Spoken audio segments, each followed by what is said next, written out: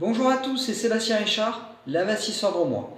Aujourd'hui, nous allons visiter un T1 que je viens juste d'aménager, que je viens juste de finir de décorer. Je vais bientôt le mettre sur le marché de la location meublée. C'est un T1 de 15,5 m² Locarez.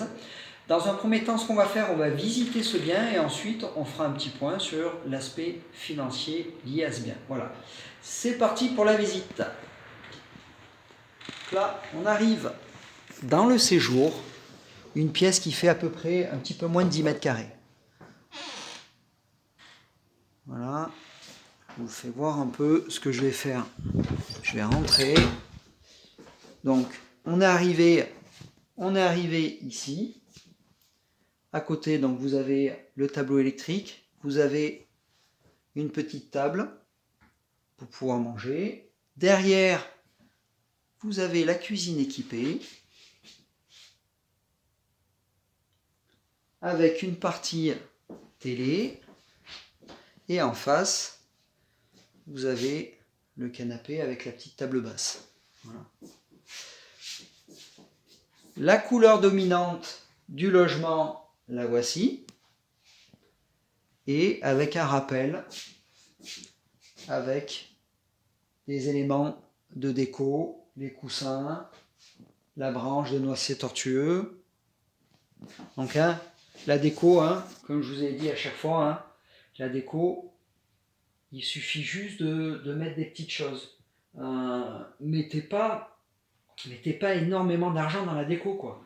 Avec des petites choses, regardez une dame jeune avec une branche de noisetier tortueux, des coussins, des phrases positives, voilà, les horloges, avec un petit peu d'éléments de partout, vous créez un décor, vous créez une ambiance. Voilà. Le petit oiseau, et toujours de la verdure. Dans toutes vos pièces, adaptez de la verdure. Il faut que ça vive, Là, on a un conduit VMC, on en a un aussi dans la salle de bain, ça c'est important. Donc, ça n'a pas été évident, d'aménager une pièce de 10 m², d'en faire un endroit, une partie cuisine, une partie pour pouvoir manger, une partie pour avoir un coin canapé, pour pouvoir regarder la télé. Donc, j'ai réfléchi un moment pour que l'espace soit fonctionnel et ne fasse pas encombré, quoi. Concernant la cuisine équipée, j'ai préféré faire un plan de travail qui allait tout le long et faire une séparation au niveau de la télé pour pouvoir séparer la télé, on va dire en partie, de la partie cuisine. Voilà. Histoire de pouvoir optimiser les espaces et pour pouvoir faire un petit peu plus de rangement dans cette pièce. Donc là, on a tout ce qui est serpillière, le seau, la pelle, tout ce qui est produit d'entretien. J'aime bien adapter ça depuis quelques temps. Les petits éviers ronds en inox, voilà, avec toujours une petite touche de verdure. Ça aussi, si vous pouvez l'adapter au niveau de vos crédences de cuisine, une plaque aimantée, comme ça, vous mettez les couteaux plutôt que de les embarrasser dans un tiroir. Donc voilà, ça fait toujours plus fonctionnel. Là, au niveau des meubles hauts, on a tout ce qui est les bols, les assiettes, les verres. Là, il y a aussi pareil, la gradueur, la soureuse à salade. Ici, on a le micro-ondes, le lave-vaisselle, le four, la plaque à induction, la hotte. Ensuite, donc là, une petite nouveauté que j'ai intégrée maintenant dans mes cuisines pour pouvoir ranger les bouteilles, le frigo, encore un range-bouteille. Bon, ici, là, vous avez tout ce qui est poêle, casserole, adapté au type de plaque à induction. Là, un minimum de fourchettes, cuillères, ustensiles.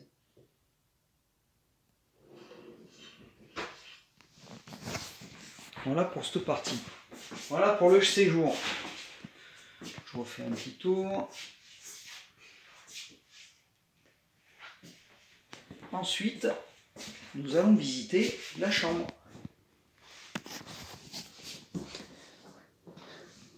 On a une petite chambre de 8 mètres carrés, mais pas loi Carrez, parce qu'on a une partie où on a moins d'1 mètre 80. Petit coin, avec un petit peu de déco, toujours. Vous voyez en face, là, vous avez un tronc de bouleau, avec entouré une guirlande avec des boules de coton. Une caisse de pommes à bois, voilà, avec toujours un petit peu la verdure. Donc voilà comment pouvoir décorer une chambre. Là, petit conseil au niveau de la literie. Quand vous équipez des logements meublés avec des clics-clacs et même avec des lits, mettez de la literie qui est adaptée, de la bonne literie. Il faut savoir que les gens ne vont pas dormir de façon occasionnelle. Ils vont dormir de façon permanente et que si vous n'adaptez pas la literie, si vous mettez la literie premier prix et que les gens n'arrivent pas à dormir dans vos lits parce que y a de la literie qui est pourrie, et ben ça peut être un risque de perdre le locataire, quoi. Voilà. C'est con, mais surtout que, bon, un matelas, allez, vous mettez un matelas à 300 €, vous avez quelque chose de pas mal, quoi. Et ensuite, le coin dressing. Voilà, avec le miroir, le lampadaire, des petits éléments de déco. Là, des petits rangements. Voilà, ça prend pas de place, c'est ça l'avantage. C'est tout fait avec des panneaux décor en bois. Et voilà, dans des petits logements comme ça, c'est adapté de pouvoir faire des meubles en bois comme ça. Donc là, Tancarville, le marchepied. Voilà pour la chambre. Et ensuite, je vais vous la faire. Voilà. J'allais oublier le Velux. Maintenant, on va visiter la salle de bain. La salle de bain qui doit faire un petit peu plus de 3 mètres carrés. Voilà. Enfin, je dis salle de bain. Une salle de bain, vous avez une baignoire d'équipée. Une salle d'eau, vous avez une douche d'équipée. Donc, c'est une salle d'eau. Voilà. Là, vis-à-vis de la rénovation totale que j'ai fait, cette pièce, je ne l'ai quasiment pas touchée. Il y avait déjà les faïences. Moi, ce que j'ai adapté, c'est qu'ici, il y avait un meuble colonne. J'ai adapté des étagères. C'est plus sympa. Donc là, il y a tout ce qui est pour les serviettes. Là, le petit coin lavabo. Et là, des petites étagères avec toujours la verdure. La verdure, les petits éléments de déco. Le WC, le soufflant. Là, vous avez une fenêtre.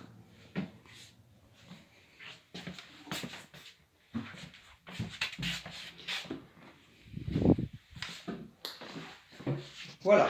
Vous avez visité le séjour, vous avez visité la chambre, la salle d'eau, et ben, c'est pas fini. Eh oui. À votre avis, pourquoi j'ai mis un blouson? Il y a une suite à cette visite. C'est pas tout. Avec ce logement, il y a aussi autre chose. On va y aller de suite. On a un toit terrasse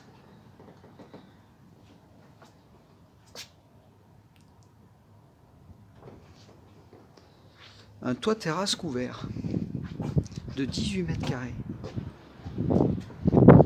Voilà. Je vous le fais voir. Donc avec des petits éléments déco, hein, les caisses en bois de pommes, les petites dungeons. Là, c'est un salon de jardin qui est fait donc avec des palettes. Là, c'est un plateau de tourée.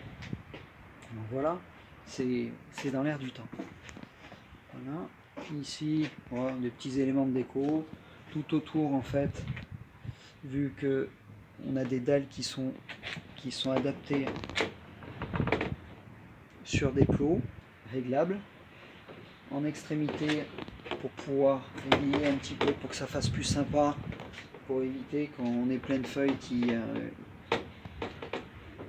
se mettent dessous. Et ben, j'ai adapté des petits galets blancs. C'est sympa aussi. Là, j'ai mis du cordage pour faire une déco avec les guirlandes. Donc voilà. Voilà la terrasse de toit aménagée.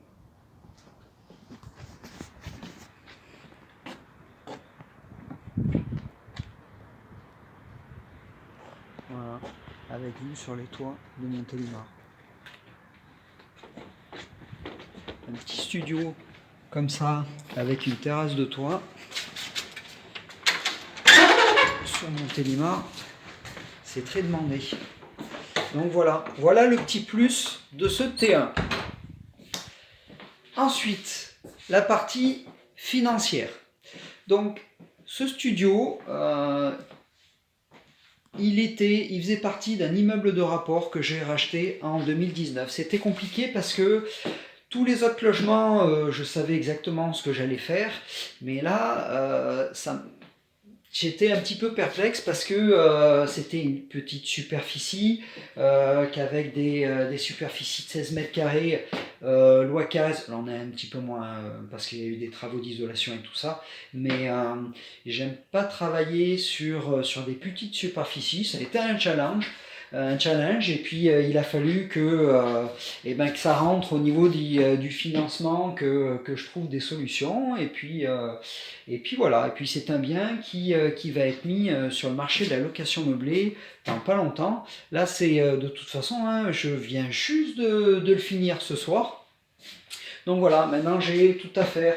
J'ai les dossiers à préparer, j'ai pas mal de choses, mais ça après, ça c'est un détail. L'aspect financier, donc on est sur un logement d'un petit peu moins de 21 mètres carrés, soit 15,5 mètres carrés loi Carrez. Qu'est-ce que je peux vous dire de plus ? Si on regarde la valeur de l'immeuble et qu'on calcule la part de la valeur de ce studio vis-à-vis de la part de l'immeuble, c'est un studio qui coûte, avec le toit terrasse, qui m'a coûté 23 000 € plus 2 000 € de frais de notaire liés à ce logement. Voilà. J'ai injecté 8 000 € de travaux. Donc là, on est sur 33 000 €. Et là, actuellement, sur Montélimar, un bien comme ça, il coûte, une fois rénové totalement, il coûte 43 000 €. Donc là, j'ai une plus-value de 10 000 €. Voilà. Maintenant, vis-à-vis du loyer, je vais demander un loyer de 380 €, 365 € plus 15 € de charges sous provision. J'ai calculé un cash flow, une rente nette, après impôts, prélèvements sociaux, tout ce que vous voulez, net dans ma poche, un cash flow de 145 €, avec un taux de conversion loyer en cash flow de 38%. C'est énorme, c'est énorme.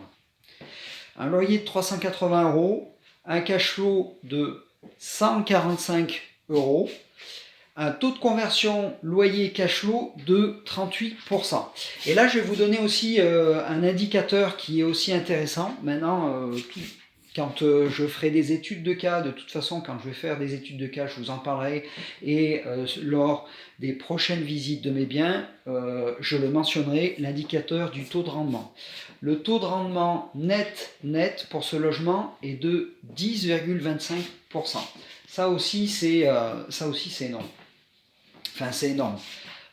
Pour un petit logement comme ça, et voilà, c'est bien, c'est pas énorme, c'est pas mal, voilà. Qu'est-ce que le taux de rendement net? Je vais pas vous expliquer dans cette vidéo parce que je l'explique dans votre cadeau de bienvenue, la formation gratuite dans la peau d'un investisseur IMO. Vous recevrez une vidéo par jour durant 4 jours. Donc le lien se trouve en bas dans la description de cette vidéo. Allez chercher votre cadeau de bienvenue et là je vous explique les bases de l'investisseur IMO et je vous explique un petit peu toutes les formules dans cette formule. Donc allez le voir, ça sera beaucoup mieux expliqué, on prendra le temps d'expliquer ce qu'est le taux de rendement brut, net. Donc voilà, je ne vais pas vous l'expliquer dans cette vidéo. Voilà. Et ben le petit topo est fini. La petite visite est finie. J'espère que vous avez aimé. N'hésitez pas à vous abonner à ma chaîne YouTube et aller voir mon catalogue de formation. On se retrouve dans une prochaine vidéo. Bye bye.